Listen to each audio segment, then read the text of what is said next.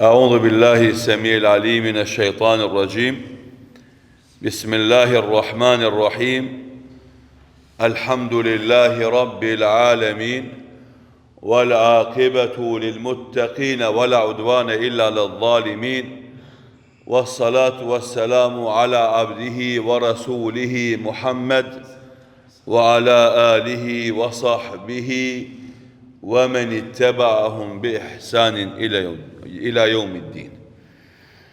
Të dashur dhe të nderuar vëllezër të pranishëm në këtë xhami, vazhdojmë me mësimet dhe porositë që marrim nga libri Riyadus Salihin, libër të cilin e kalon trashëgimi njëri prej imamëve të mëdhenj të Islamit, Imam Neveviu rahimahullahu taala, i cili në këtë libër ka përmbledhur ajete nga Kurani fisnik dhe hadithet e pejgamberit sallallahu alaihi wasallam, në të cilin ka përmbledhur ajete nga Kurani fisnik dhe hadithet e pejgamberit sallallahu alaihi wasallam, me të cilat janë drejton besimtarit rrugën drejt Allahut subhanahu wa taala. Jemi në hadithin 666 që nga fillimi i librit, hadithi i 4 në këtë kapitull, ku Imam Neveviu rahimahullahu taala thot: وعن أنس بن مالك رضي الله عنه قال رسول الله صلى الله عليه وسلم أسمعوا وأطيعوا وإن استعمل عليكم عبد حبشي كأن رأسه زبيبة رواه البخاري. نرفن أنس بن مالك رضي الله عنه i cili thot se pejgamberi sallallahu alaihi wasallam ka thonë: dëgjoni dhe binduni të parit tuaj, edhe nëse i pari juaj është sklav nga Etiopia dhe koka e tij është me flok kaçurela, sikurse rrushi i thot. Këtë hadith e transmeton Buhariu në Sahihun e tij. Na filluam dje me i dhënë shërim të përgjithshëm këtij hadithit, që sot me lejen dhe ndihmën e Allahut xhelal vazhdojmë me mësimet dhe porositë tjera që dalin nga ky hadith i pejgamberit sallallahu alaihi wasallam. Për mësimeve që i marrim është mënyra e artikulimit të mësimeve të Islamit. Donjëherë këshillojmë, donjëherë nxisim, donjëherë motivojmë, donjëherë friksojmë, donjëherë urdhërojmë, donjëherë ndalojmë. Pra janë metoda të ndryshme në komunikim me xhamatin, nëpërmes të cilave na e shtojmë diturinë dhe jo vetëm kaq, por edhe arrim që atë dituri të cilën e përhapim tek besimtarët, që ajo tjetë pjesë e praktikës së tyre dhe të shndrohet në kulturë e cila nuk dahet prej tyre. Për shembull, kur folim na për namazin, themi falni namazin, japim urdhër. Po nuk mjaftohemi me kaq. Tregojmë përfitimet që na vijnë nga namazi, në dynjë dhe në ahiret. Nuk mjaftohemi me kaq. Tregojmë pasojat negative që i ka njeriu që nuk falet në dynjë dhe në ahiret. Nuk mjaftohemi me kaq. Pastaj e thrasim praktikisht, hajde me mushkojmë xhami. Edhe këto janë metoda që na duhet me i përdor në komunikim me njëri tjetër. Hoxha me xhamatin, dietari me nxënësin, xhamati me xhamatin, vllau me vllaun, koshia me koshin, derisa të gjithë na të ndryshojmë ka e mira. Çfarë do të thonë me këtë? Nuk është e mjaftueshme që ti me thon dikujt e falu një herë, edhe kur mos më përmend atë namazin. Edhe me thon në fund valla unë i thash. Çka i tha ti? I tha me lagojën? I tha me u kuptu se ti e ke këshillu? Apo qëllimi jem edhe joti duhet me qenë që na me arrit sukses që ai me anis mu falë. Ai namazin me bë gajlen madh vetën, prioritet në jetën e tij. Edhe andaj, komunikimi jonë me zveten në lidhje me mësimet fetare nuk duhet me qenë si përfaqësor, as nuk duhet me qenë shkele shko, por duhet me pas qëllim. E qëllimi duhet me qenë ndryshimi, derisa një vepër e mirë, si themi na në të gjuhën e Shkupit, na hije në gjak. Ajo që themi na teoretikisht na bëhet kulturë, që na të mos e lam atë vepër të mirë në asnjë situatë, në asnjë rrethon. Edhe nga kjo që e themi, del shesh pse na shpesh herë nuk arrim sukses në ndryshimin e vetes dhe tjerëve. Se nuk insistojmë në këshillat e mira, edhe nuk i përdorim të gjitha mekanizmat e komunikimit për të arritur qëllimin. Lodhemi, mërzitemi, bezdisemi, i ke thonë 1 herë, 2 herë, 5 herë, 10 herë, 20 herë, 50 herë, valla une bollë, mjaftë. E pastaj çka? Pastaj çka duhet të bëjë? Mirë, po kur ndodh pastaj dami, në gjithë mobilizohemi, ditë dhe natë me evitu damin dhe me shpëtu çka shpëtohet. Për me kuptu ma mirë këtë. A ma mirë është me rujt shtëpinë mos me kaplu zjarmi, me gjithë që kemi kapacitet, apo me shpërfill zjarmin që rrotullohet rreth shtëpisë, e kur djegët pas të shtëpia na me intervenu e me munu me shpëtu diçka për shtëpisë. Ku është logjika e shnoshtu? Ti e shef se zjarmi është u afru, edhe nuk ndërmer asgjë për me mbrojtë shtëpinë tonë nga zjarmi. E në momentin që fillon mu djeg shtëpia jote, ti aktivizohesh edhe mundohesh me shpëtu çka mundesh me shpëtu prej asaj shtëpie që është të djegë. Tani intervenimi jot hemen se është i kotë, nuk po tham që është i kotë, se mundesh me shpëtu një njeri, mundesh me shpëtu një pasuri, mundesh me shpëtu një mall, ama jo me shpëtu këtë shtëpinë. Me pasnet gati me vakt, edhe me pastru rrethin e shtëpisë prej drujve, prej gjërave që digjen, e mos me leju me të afru zjarmit e shtëpia, ti e kishe shpëtu këtë shtëpinë. E tash në rastin e parë, në pastrimin e oborit shtëpisë, lypset punë e vazhdueshme disa ditë, ndoshta ditë edhe natë. Mirë, po kjo punë e vazhdueshme ditë edhe natë jep rezultat konkret, ta mbron shtëpinë prej zjarmit. Dembelia jote, e cila e bën një punë edhe një e lën, pastaj e bën një punë tjetër, pastaj pushon, edhe e ngushëllon vetveten se ndoshta zjarmi nuk vjen këndej, po shkon në tona. Kur të vjen ka ana jote, e fillon me ta djeg shtëpinë, ti do ngelesh pa gjumë pastaj. Gjithë ditë e gjithë natë për me shpëtuar shtëpinë, mirë po pa gjumësia jote në këtë rast, dhe ky mobiliteti joti nuk ka me të ndihmu me mbrojtë shtëpinë ose me shpëtu shtëpinë. E kjo është puna e shoqërisë. Na duhet me i pri proceseve. Duhet me insistu në kërkesat tona për të mirë. Duhet me i ftu të rritë vazhdimisht ka punët e mira. Me i këshilu, me i urdhnu, me i ndalu, me i motivu, me i friksu, derisa veprat e mira të bëhen pjesë e kulturës tonë. E atëre, të gjitha fortunat me cilët do ballafaqohen ata, domi do jetë minimal apo inexistent.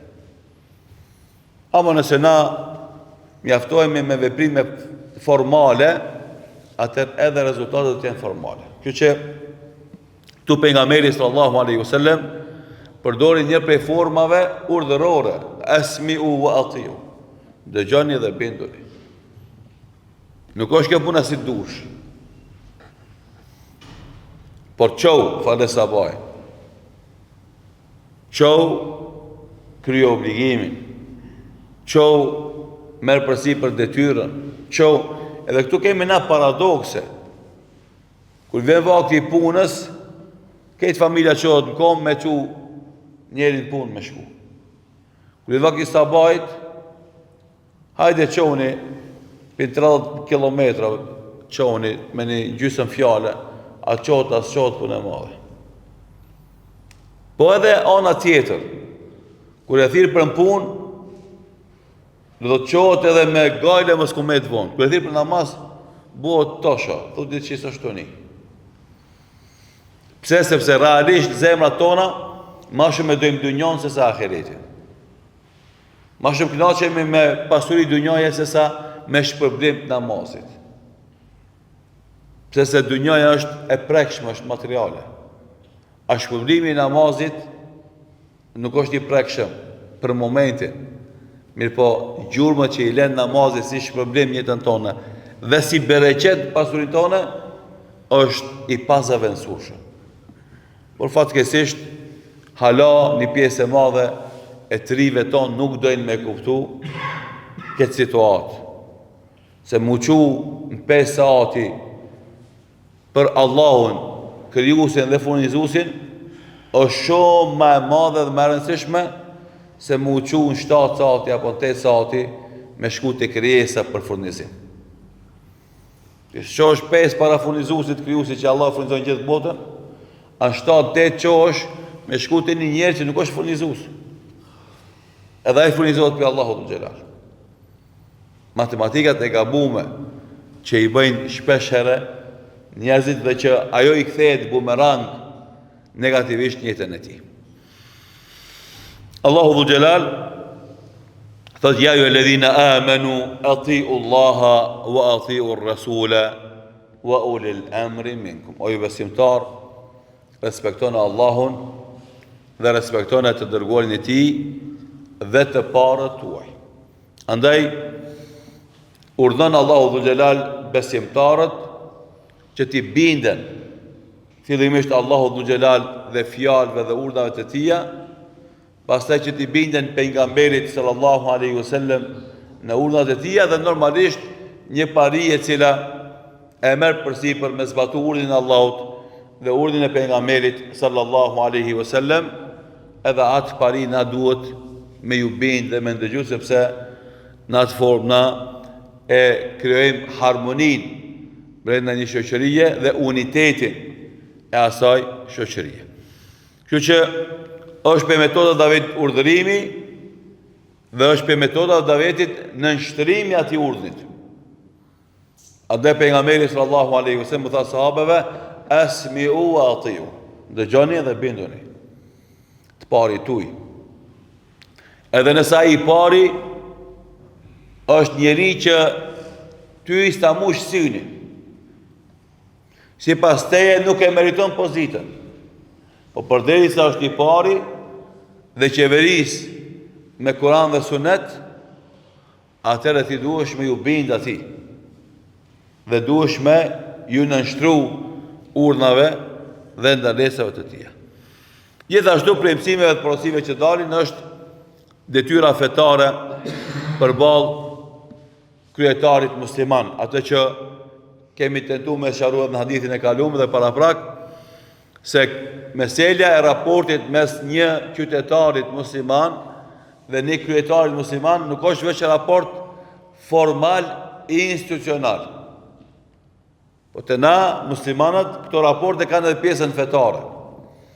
Në sistemet politike jo islame, obligimi është ligjor, shtetnor, juridik, kurse tek muslimanët ka edhe një dimenzion shpirtnor. Nuk është vetëm pjesë teknike të më u bind të parit tanë, po ki edhe lidhje me shpërblimin apo ndëshkimin që vjen prej Allahut subhanahu wa ta'ala. Andaj edhe këtë hadith vjen për me nxit muslimanët me ju nënshtruhe të parit musliman dhe me e respektu komunitetin, gjematin. Se zakonisht, kur flasin na për të pari musliman, flasin për një të par i cilë është pjesë e një hierarkie që qeveris me një shoqëri. Edhe në përmes kësaj hierarkie që është vendosur në shoqëri, ne rrujmë unitetin e asaj shoqërie.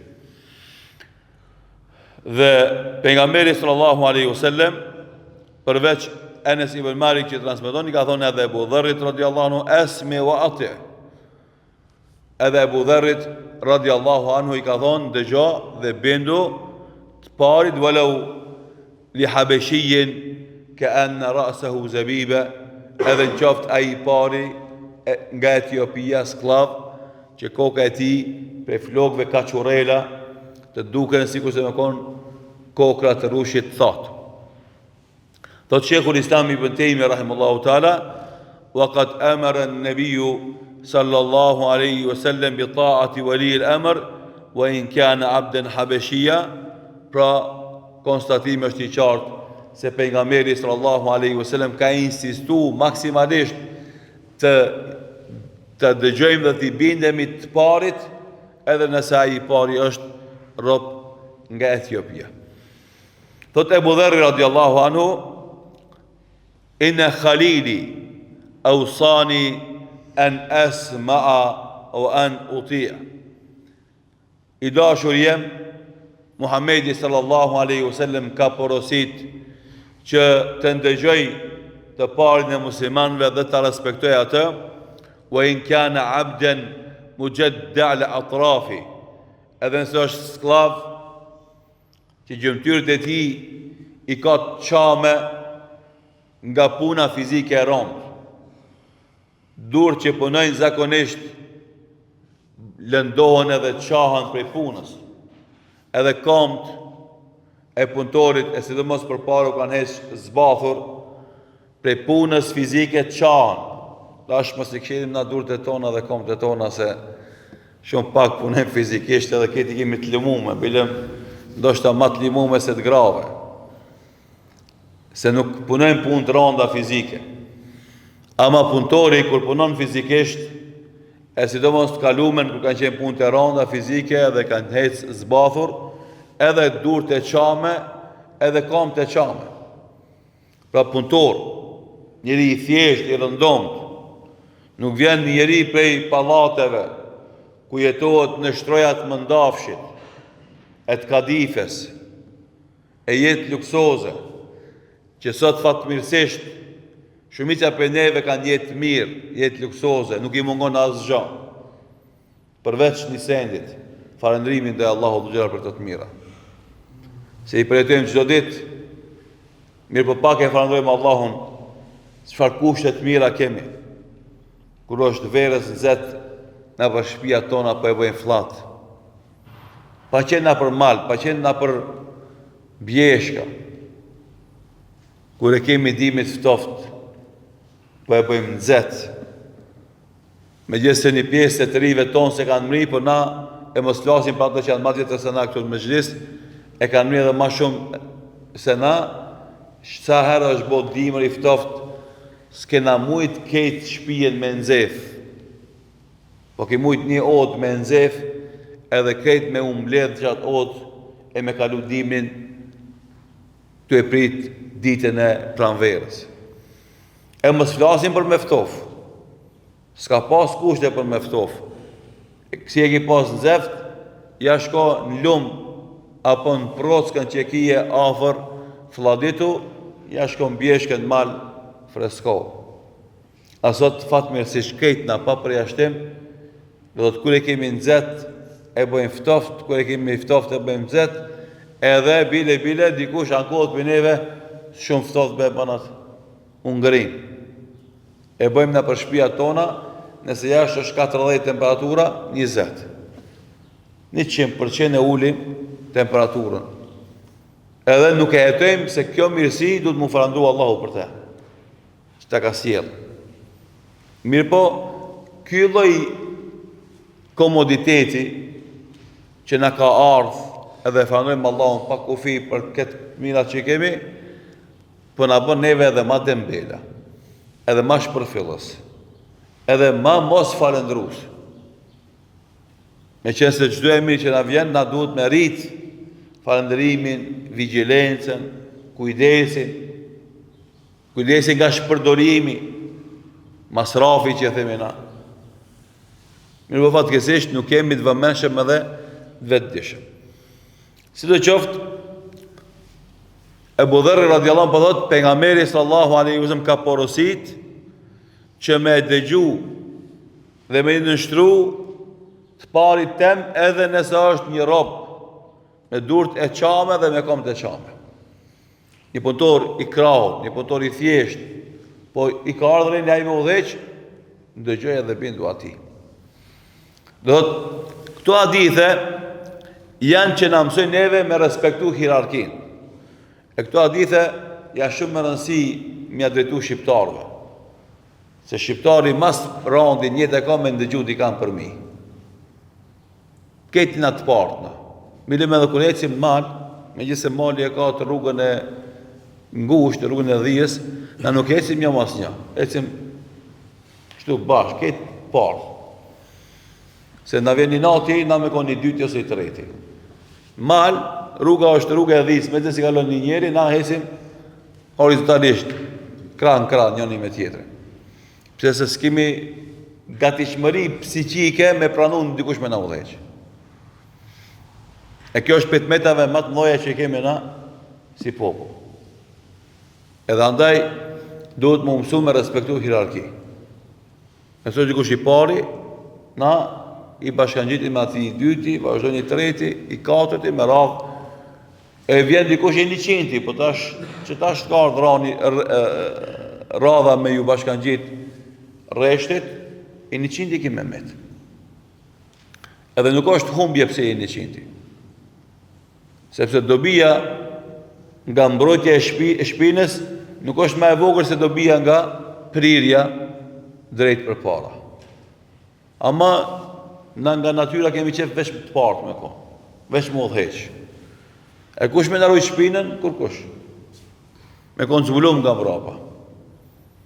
Edhe andaj, në përmes këtyre porosive pejgamberike, ne marim një këshill jashtëzakonisht të rëndësishme, respekto rendin, respekto hierarkin, respekto të parin. Ty je më i ri, respektoja që është para teje. Pse? Se kam i ardhë rendi ti me konë ma i vjetri në të rend, në të gjemat. E kur vinë ata të ri që janë, kanë me të respektu ty. Ti sot je i ri, nuk i respektu ata që janë ma të vjetër. Nëse kur të bosh një ma i vjetër, ata që janë ma të ri se ti s'kanë me të respektu ty. Edhe kjo është rënd pastaj. Rënd që përsëritet. Nëse ti kur ke qenë i ri ki respektu pleqt, ti është i bindur. Se kur të bosh një plak kanë me të respektu të ri ty. Edhe kundër të është e kundër. Nëse kur ke qenë i ri si ki respektu pleqt, kur të bosh një ma plak, s'kanë me të respektu ti të ri. Qka të mjellë i shkorë. Edhe andaj, këshilla që jepen të rive tonë, tu të na, shumë është më rëndësi me i vlerësu, edhe me i praktiku. Mës me i marë, do thot si formalitet i parënsishëm, po jo si këshill me rëndësi, me zbatu edhe normalisht pastaj me e prit shpërblimin për Allahut subhanahu wa ta'ala. Ulemat duke komentu këtë hadith, qoftë Imam Neveviu rahimullahu ta'ala, ose Ibn Hubejrëte, e japin sharimin se ky njeri që është përmend këtë hadith, është aq do të i neveritshëm në pamjen e parë, për shkak të lodhjes, raskapitjes së tij, saqë shumica e njerëzve nuk japin asnjë lloj vlere dhe rëndësie shoqërore. Por nëse ai është i pari, ti si musliman duhesh me u bindë dhe me respektu atë. Se edhe njerë po them se në Islam nuk vlerësohen njerëzit për nga raca, as për nga shtresa shoqërore nga cila vjen, por nga qëllimi që ka në jetë dhe metodologjia që e ndjek me arrit atë qëllim. Ajo e përcakton vlerën e njeriut. Çka ke qëllim në jetë? Me fitu kënaqësinë e Allahut. Cilën metodë e përdor i fenë Allahut, Kur'anin dhe Sunetin. E përderisa ke qëllim me fitu kënaqësinë e Allahut, duke e zbatu urdhrin e Allahut, atëherë unë eci mas teje dhe i zbatoj urdhat dhe kërkesat e tuaja. Ama je i bardh, je i zi, a je nga aristokracia, apo je nga familje madhe, je nga familje vogël, je sklav i dikurshëm, s'ka lidhje. Në historinë islame, perandorive islame, ne kemi një perandori e cila ka ardhur pe njerëzve që kanë qenë sklavër përpara. Quhet domethënë pushteti i Memalikëve. E kemi na Emevetët, e kemi Abasetët, pastaj i kemi Memalikët ose Memlukët. A ka qenë një perandori islame që të parë janë bo ish sklavërit para perandorisë osmane. Mase vjen perandoria osmane dhe me te përfundon cikli i perandorive islame. Sklavër. Kanë marrë pushtetin, e kanë udhëheq dhe muslimanët janë bindë atyre. Se tek na do të më rëndësi është do të me të shka qeveriset, edhe cili është qëllimi asoj qeverisje. E njerëzit pastaj janë relativ, se janë të rëndësishëm, shumë, për çfarë race, për çfarë shtrese dhe çfarë familje vinë ata. Andaj, Ibn Hubejrete, rahimullahu ta'ala, kër e shërën këtë hadith që thot, wa hadha yadullu ala anna ta'at al-amir muta'ayyana. Kjo të regon se respektin dhe të parit është obligativ, jo vetëm nga forca që ka i pari, por për shkak se ai ka autoritetin fetar. Se dikush shembull i bindet kryetarit se i tutet dënimit ose ndëshkimit. A themi na jo, kjo po është mençuriti normalisht me ju rujt ati që mund me dënu, ama para kësaj për hir të Zotit, se në Allahu Gjellan e ka bo obligim me respektu të parin tonë. E këtë e bëjmë fitu kënaqësinë e Allahut dhe shpërblimin e tij. Pastaj vjen puna nëse ai frigohesh se ka mundësi me ndëshku nëse ti nuk i nënshtrohesh urdhnave të tija.